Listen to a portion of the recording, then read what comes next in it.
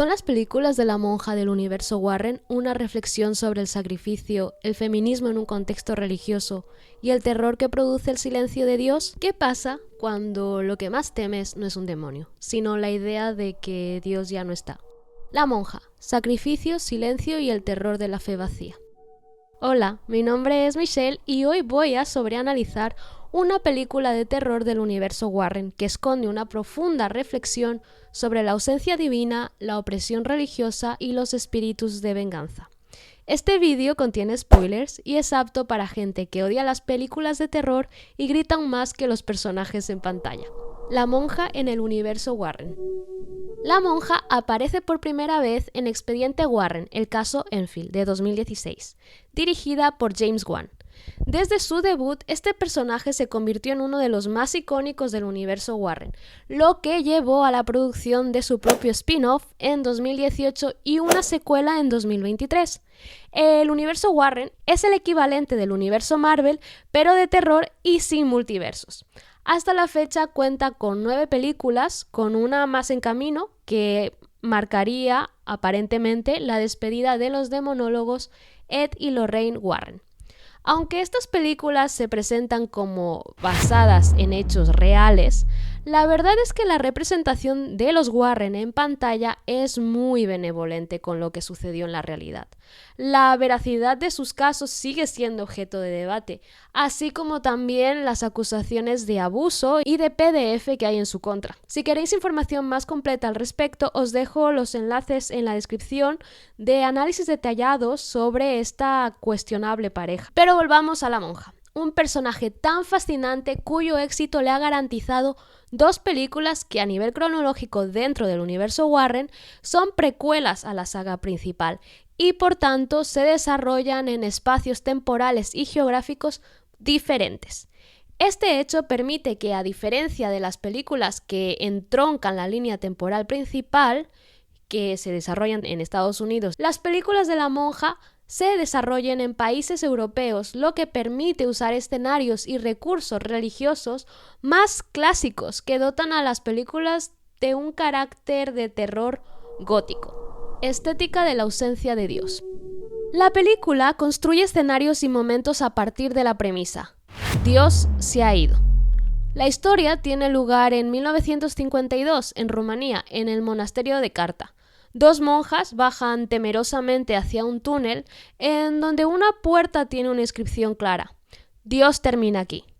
Una de ellas es atacada y la otra acaba tirándose por una ventana. El hecho de que unas monjas en un monasterio estén aterrorizadas por una presencia maligna dentro de un espacio sagrado genera de entrada esa sensación de desasosiego, y aunque todavía no hemos visto al personaje maligno, vemos unas figuras que en el imaginario colectivo entendemos como devotas, inofensivas y secundarias dentro del clero, la jerarquía católica y la sociedad.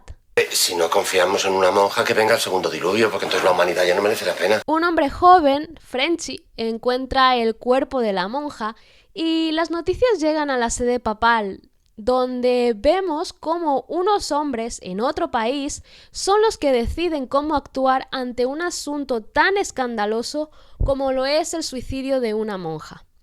El suicidio es un pecado muy serio y el asunto se agrava aún más cuando la persona que lo ha cometido es alguien que posee conocimiento teológico suficiente como para saber que el suicidio, en el marco de la teología católica, está dentro de los pecados más graves, aquellos llamados pecados mortales, porque son una violación con pleno conocimiento de los mandamientos de Dios. Para investigar el asunto, el Vaticano manda al padre Burke y a Irene, una monja novicia.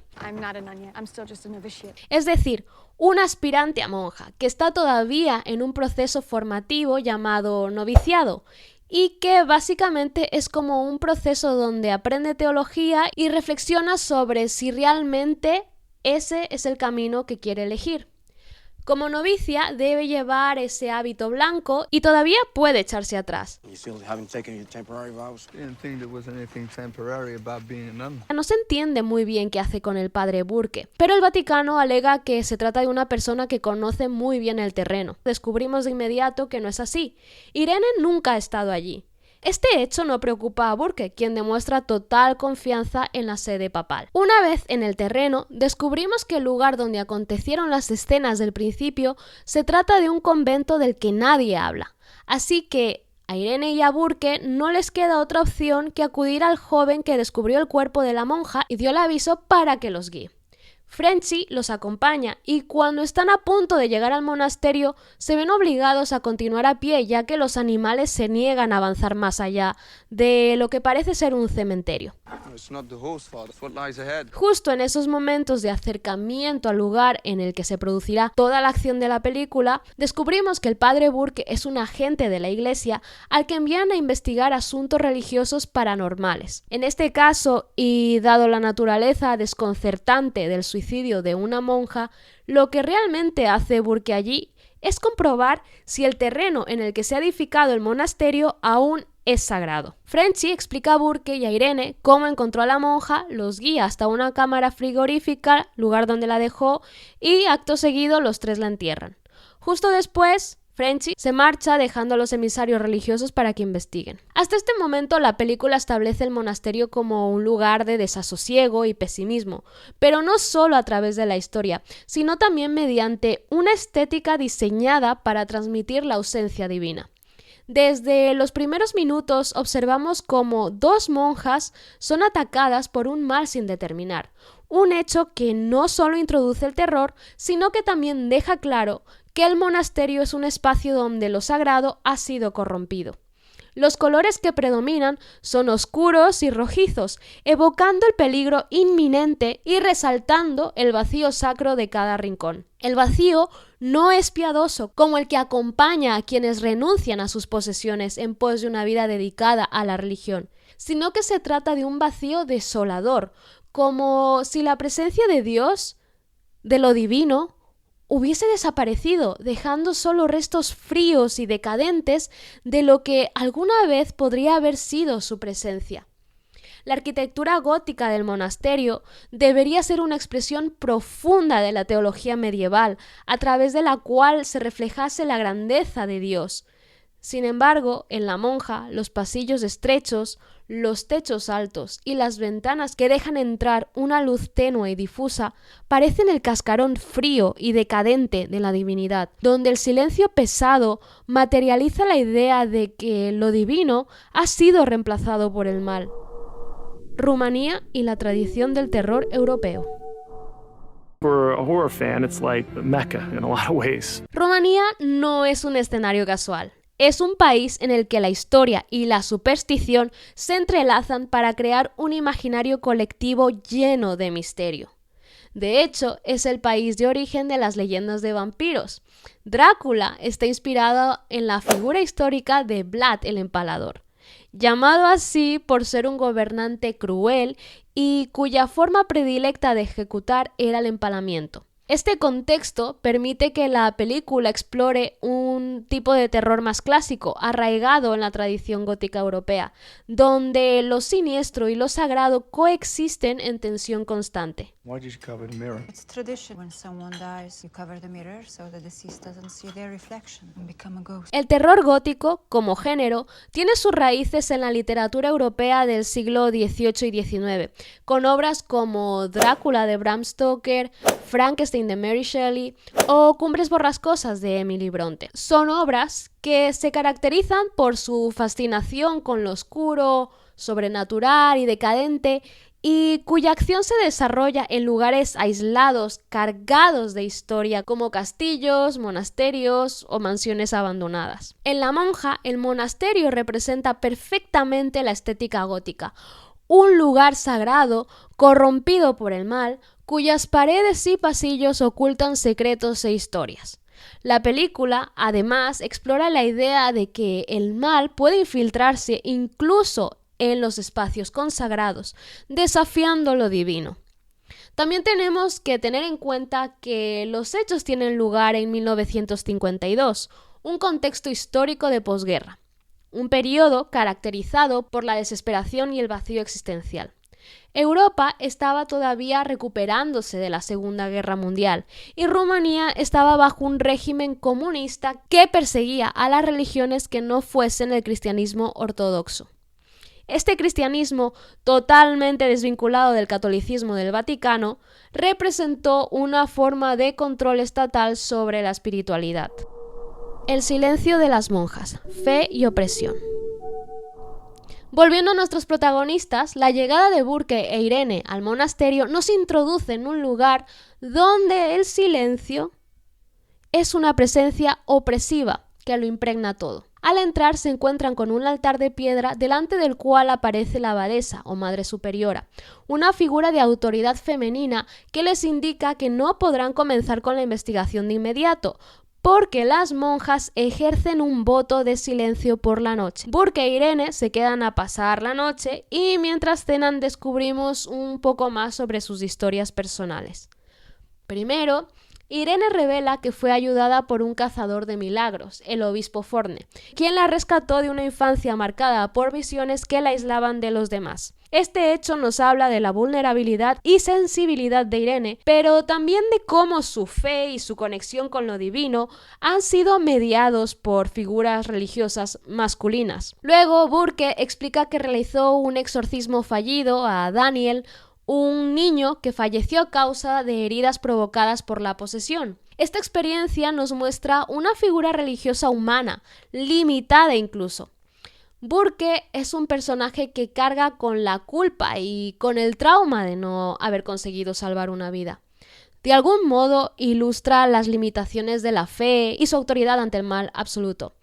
Quizá hablar de eso en medio de una investigación tan tétrica en un escenario tan siniestro no era lo más adecuado, porque después el padre Burke tiene visiones de Daniel y decide seguirlo, cayendo en una trampa literal y simbólicamente. Es enterrado en una tumba que tiene su nombre en la lápida.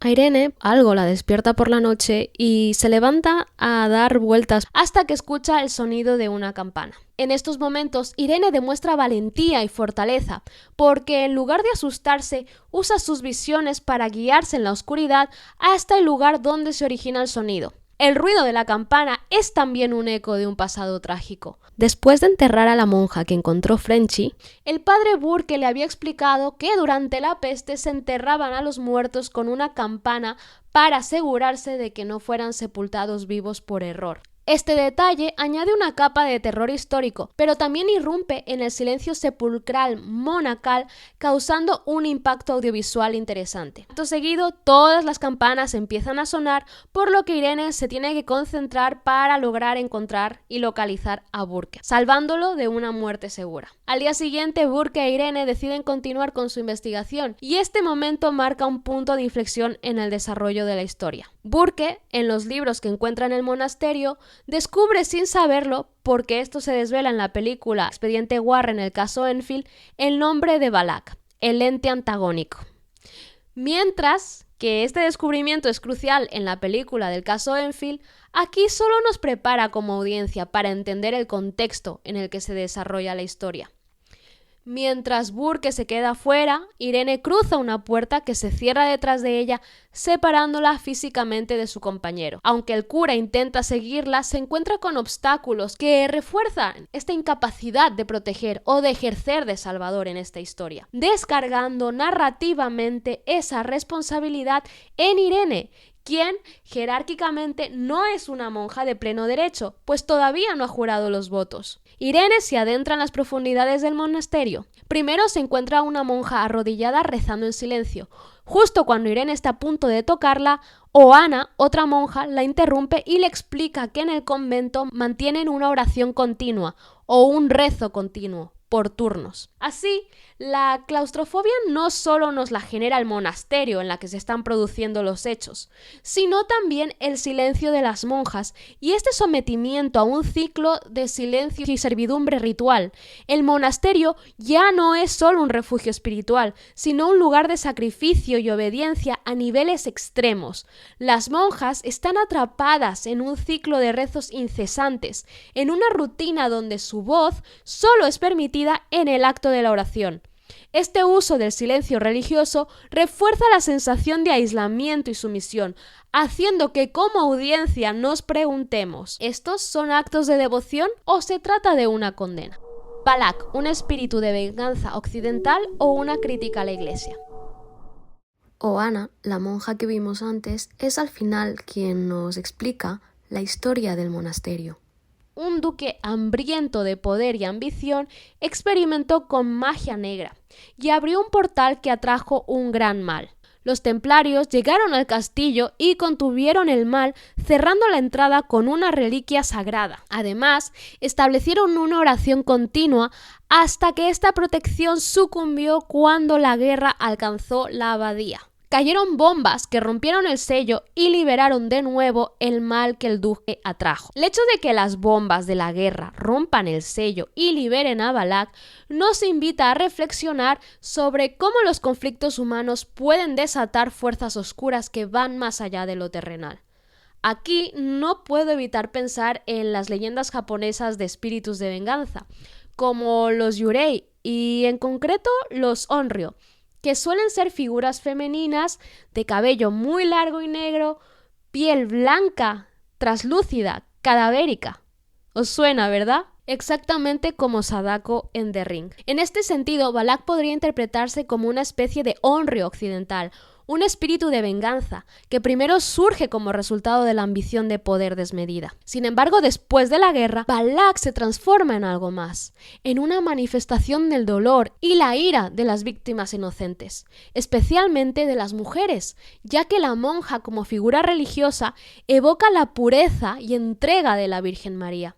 Por eso Balak, como monja, resulta tan perturbadora, pues se trata de una figura que debería representar devoción y santidad, pero en cambio encarna muerte y destrucción. Esta interpretación me lleva inevitablemente a preguntar, ¿es Balak simplemente un demonio o es también una crítica velada a las estructuras que oprimen a las mujeres religiosas dentro de la Iglesia Católica? Al adoptar la forma de una monja, Balak no solo blasfema contra lo sagrado, sino que también expone la fragilidad de una institución que idealiza la pureza femenina mientras silencia y margina a las mujeres en la práctica. En este sentido, Balak podría ser vista como una figura de venganza, no solo contra el duque o la guerra, sino contra la propia institución religiosa. Otra lectura que se me ocurre es que, aunque Balak se establece como un ente blasfemo al usar el atuendo de una figura religiosa y pura, esto también supondría una forma de venganza contra la institución. Es decir, sería una alegoría de los secretos oscuros que oculta la Iglesia dentro de las catacumbas. La Iglesia, como institución, ha sido históricamente un espacio de poder y control, pero también de secretos y silencios. Balak, como ente blasfemo, sería una manifestación de esos secretos, una fuerza que surge para exponer los pecados ocultos de la institución. Así, el papel de Irene y Burke, dos personas devotas y creyentes, representan a aquellos que confrontan literalmente el mal y sus monstruos dentro de las instituciones católicas, que, no olvidemos, también han sido las que han instaurado el miedo al infierno y la religión en muchas personas. I think people are so afraid of religious figures because they instill fear in people. You better be good, you better do this, 'cause I'm closer to the Holy One than you are, and I'm going to deem you down into hell. Sacrificio y redención. El momento crucial es cuando se dan detalles del suicidio de la monja al inicio de la película. descubrimos que la monja que se suicidó no lo hizo por desesperación al huir de Balak, sino que lo hizo como un sacrificio para evitar que Balak la poseyera y así escapara de la abadía. Este acto, aunque visto así resulta heroico, también me lleva a pensar en la forma en la que el martirio y el sacrificio es algo que las religiones, y en este caso concreto, la Iglesia Católica, acostumbran a hacer. La monja que da su vida para contener el mal encarna esta dualidad. Es un acto de agencia y valentía, pero también una muestra de cómo la devoción femenina ha sido explotada y glorificada dentro de un sistema que silencia a las mujeres y les impide ser curas, cardenales o papas. Irene decide tomar sus votos religiosos justo antes de bajar a las catacumbas para enfrentarse a Balak. Esta decisión podría interpretarse también de varias maneras. Por un lado, podría verse como una forma de escape a otras opresiones sociales, una lección que muchas mujeres jóvenes han hecho a lo largo de la historia para evitar matrimonios forzados, pobreza o falta de oportunidades. A veces la vida religiosa era la única opción. ¿Por qué monja? Porque no ligaba. En mi época, si no ligabas, pues monja. Por otro lado, también podría ser un posicionamiento a los comentarios de hombres que al verla vestida de novicia exclamen: «Qué pena que una chica tan joven y guapa se haga monja». Al final de la película es Irene la única que logra enfrentarse a Balak y sellar el portal. No a través de la fuerza física, sino mediante un acto simbólico y espiritual. Al retener la sangre de Cristo de la reliquia en su boca y escupirla en la cara de Balak. Poco ortodoxa, pero efectiva. Este momento además representa una inversión de los roles tradicionales. Irene, la novicia que al principio parece frágil e insegura, se convierte en la heroína que salva a sus acompañantes y restaura el orden, aunque sea de manera temporal. Este giro narrativo es significativo porque desafía las expectativas de género dentro de la Iglesia Católica Apostólica Romana y el cine de terror. Irene no es una figura pasiva que necesita ser salvada. Es una mujer que toma decisiones activas, asume riesgos y al final se convierte en la salvadora. En definitiva, Irene es una figura redentora que salva a los demás, pero también es un símbolo de cómo las mujeres pueden empoderarse dentro de un sistema que las oprime, en este caso con conocimiento y valentía. Su victoria no es solo una derrota temporal de Balak, sino también una reivindicación de su papel como protagonista activa en una historia que en otras manos podría haberla relegado a un segundo plano. Terror que respeta la fe. Corinne Hardy y James Wan. The main Conjuring films are the ones that we, try to be more true to the real life stories that they're based on. But with the spin-offs and the offshoots, I feel like we can just explore different subgenres in the horror genre.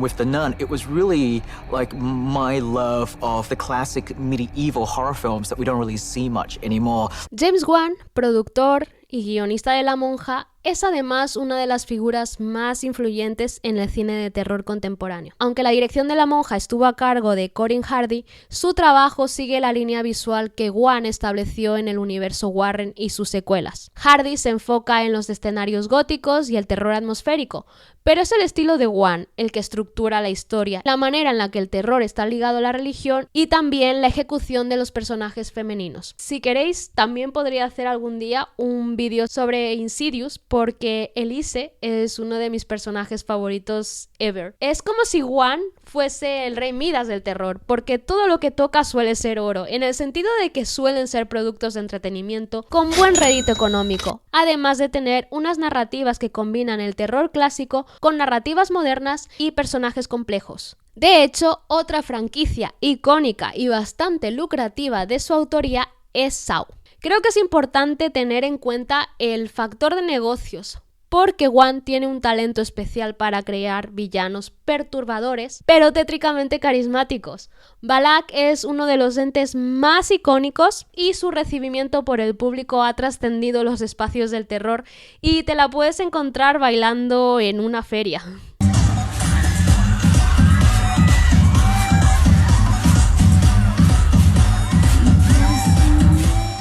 Pero quiero destacar el hecho de que Wan tiene un respeto notable por los elementos religiosos que aparecen en las historias en las que participa, ya sea como director, guionista o productor. De hecho, se ve que en cada película del universo Warren un cura bendice el set. Through Christ our Lord. Amen. The Lord be with you. Y aunque no se trata de una práctica inusual cuando se hacen películas de terror con contenido religioso, en Wan demuestra respeto hacia los elementos con los que está trabajando y que no busca burlarse de la fe, sino explorar el miedo desde una perspectiva religiosa. Esta podría ser una de las razones por las que muchas de sus películas muestran el terror desde el punto de vista de creyentes, ya sean sacerdotes, monjas o familias devotas. Este equilibrio entre lo profano y lo sagrado es una de las marcas distintivas de Wan como cineasta. Sabe cómo jugar con los miedos del público sin caer en la blasfemia gratuita. Conclusiones. La monja nos sumerge en una historia donde el sacrificio, la fe y la opresión se entrelazan en un terror que va más allá de lo sobrenatural. Desde el voto del silencio de las monjas hasta la valentía de Irene, pasando por la ambición del duque y la presencia de Balak como espíritu de venganza, la película nos plantea una cuestión inquietante. ¿Es Balak simplemente un demonio? ¿O también una manifestación de la corrupción e hipocresía dentro de la iglesia?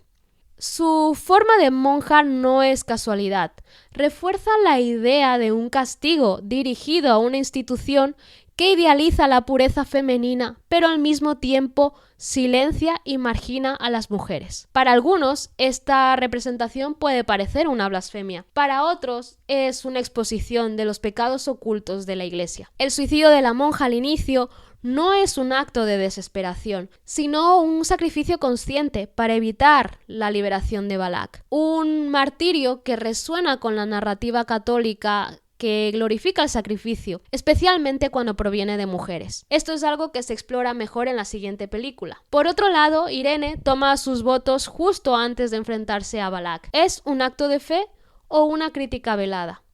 En un entorno donde el sacrificio femenino es casi una norma, ella lo convierte en un arma, en un acto de poder. James Wan, con su sello característico, nos entrega una historia que, aunque respeta la estética religiosa, también funciona como una crítica sutil a las estructuras de poder que han oprimido a lo largo de la historia. Porque al final, el verdadero terror no es siempre el demonio que vemos en pantalla, sino las fuerzas que lo desatan, la ambición, la guerra y la opresión. La monja nos deja con muchas preguntas sobre la relación entre el terror y la religión en la cultura popular. ¿Por qué seguimos volviendo a estos relatos? ¿Es simplemente morbo o hay algo más profundo en nuestra fascinación por ellos? Me encantaría leer vuestras teorías en los comentarios. Y si os gusta este tipo de análisis, suscribíos.